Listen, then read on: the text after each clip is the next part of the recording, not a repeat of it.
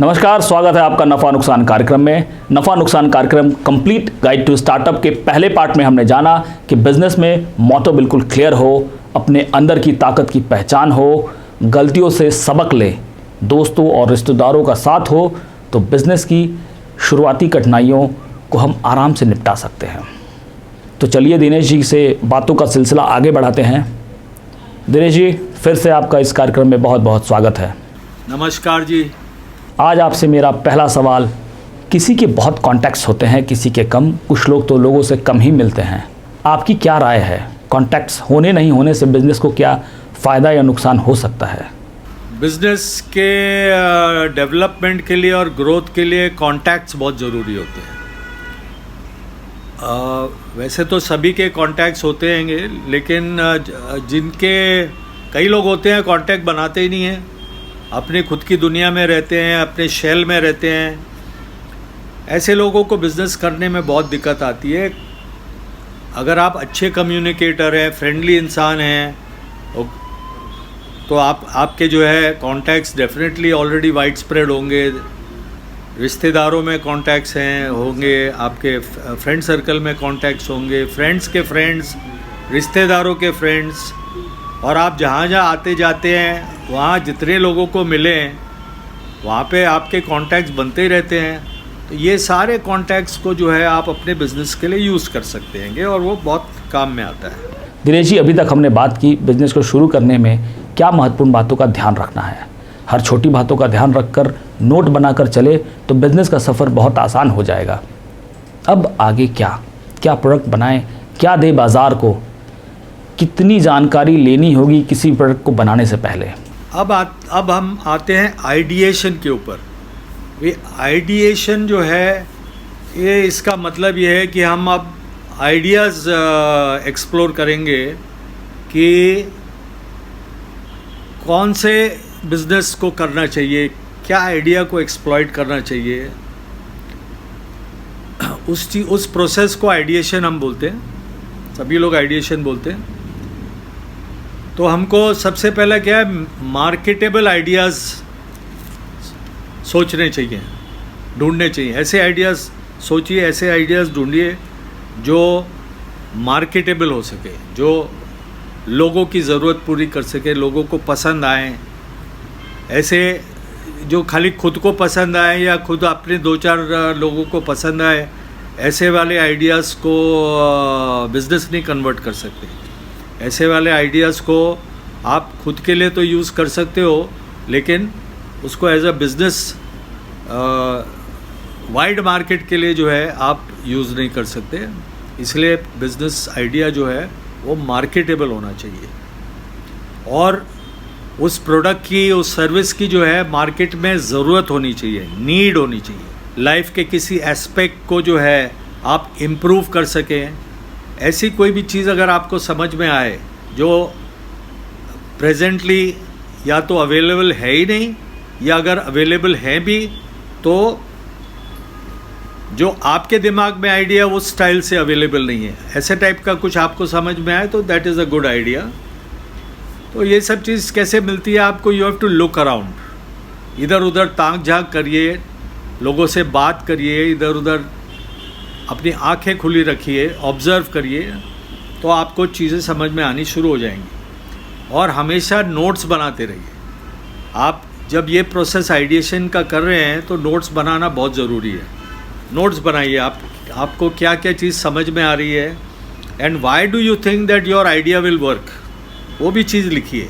हर idea जो लिख रहे हैं उसके सामने साथ साथ ये भी लिखिए कि why do you think it will work and how many people can benefit out of it. छोटे से मार्केट, छोटे से नंबर ऑफ लोगों के लिए चीज़ बनाने में जो है कोई बिज़नेस नहीं बनता है, वो तो एक हॉबी जैसी चीज़ हो जाती है। लेकिन अगर आप कोई ऐसी चीज़ सोचते हो जो बहुत अच्छे नंबर ऑफ पीपल जो है उसका लुत्फ़ उठा सके, उसको यूज़ कर सके और इन्जॉय कर सकें, और ये भी समझना चाहिए कि वो अप्रिशिएट तो कर रहे हैं, but do they really need your product? ज़रूरत है क्या उनको आपके प्रोडक्ट की? ये बहुत ज़रूरी है। आपको अपना प्रोडक्ट डिसाइड करने के लिए जो है थोड़ा रिसर्च एंड एनालिसिस करना पड़ेगा। उसके लिए क्या करना चाहिए कि you should talk to people, लोगों से मिलो, बात करो, अपने जो आइडिया आपके पास आए, 1 आइडिया है, 2 आइडिया है, 3 आइडिया हैं, जितने भी जो आइडियाज़ हैं, ज़्यादा आइडियाज़ नहीं सोचने चाहिए आपने, जो है आइडियाज़ में से शॉर्टलिस्ट करके 1 आइडिया फाइनली करना है आपको, तो आप 2, 3 या मैक्सिमम 4 या 5, उससे ज़्यादा आइडियाज़ को जो है मत आप एनालाइज करो, रिसर्च करो। उन्हीं में से जो है आपको कौन सा एक आइटम के ऊपर फोकस करना है, वो फाइनली अपना लक्ष्य वो है। So for that talk to people, take their opinions about your ideas, you find from them the interested consumers, कौन से प्रोडक्ट का कौन से वाले कंज्यूमर को इंटरेस्ट आया, वो ज़रा आप आइडेंटिफाई करो और उसमें देखो कि इनफ लोगों को इंटरेस्ट आ रहा है कि नहीं आपके प्रोडक्ट पे।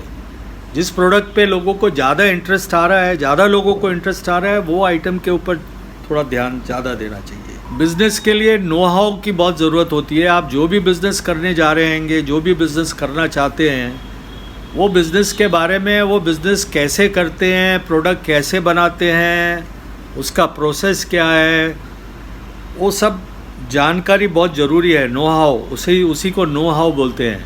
कैसे बनाते हैं, कैसे पेश करते हैं, पैकेजिंग कैसे करते हैं, सेलिंग नो हाउ भी चाहिए। सारा पूरा मार्केट का पूरा कंडीशन, मार्केट प्रैक्टिसेस, सब चीज़ को समझने का नो हाउ जो है वो बहुत ज़रूरी है। ये होएगा तो बिज़नेस कर सकते हैं, ज़रूरी है। पहले से ही नो हाउ इकट्ठा करना चाहिए। अच्छा, इस रिसर्च में क्या प्राइसिंग को, कीमत प्रोडक्ट की क्या हो, इसका भी रिसर्च करना चाहिए क्या? प्राइस पॉइंट के ऊपर, at what price will they accept your product. ये ना हो कि आप जो प्रोडक्ट की बात कर रहे हो, आप जो सर्विस की बात कर रहे हो, वो आपने जो है सोचा कि मैं ये मैं 1000 रुपये में बना के दे सकता हूँ, और पब्लिक ये सोच रही है कि अरे यार ये 10 रुपये में मिले तो बहुत अच्छा है, 100 रुपये में मिले तो बहुत अच्छा है। तो जब उनको पता चलेगा कि ये 1000 रुपये में है तो सब भाग जाएंगे, फिर उनको नहीं चाहिए। तो ये रिसर्च करने के बाद, लोगों से बात करने के बाद ये आपको बात समझ में आने लगेगी।